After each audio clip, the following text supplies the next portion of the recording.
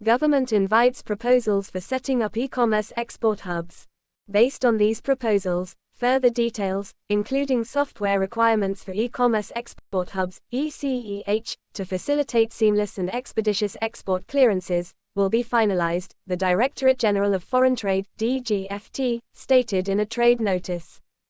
After Finance Minister Nirmala Sitharaman in her budget speech announced the establishment of e-commerce export hubs, modeled on similar initiatives in several Southeast Asian countries, the Ministry of Commerce and Industry has invited proposals to finalize the operational modalities of these hubs.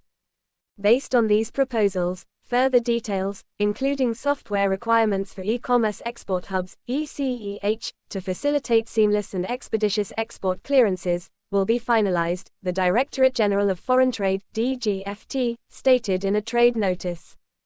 In this regard, detailed proposals for setting up ECEH may be submitted to this Directorate for examination, support, and guidance, the DGFT said.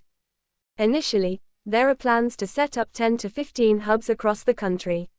These hubs would be designated areas, serving as centers with favorable business infrastructure and facilities for cross-border e-commerce activities.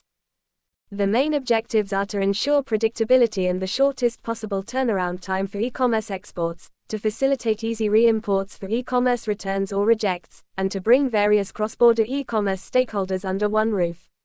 While micro, small, and medium enterprises, MSMEs, and artisans in China, South Korea, Japan, and Vietnam have experienced a surge in exports through e-commerce, India's exports via this route, at $5 billion, have only been a fraction of its total goods exports of $450 billion. In contrast, China's exports through this medium alone have surpassed $300 billion.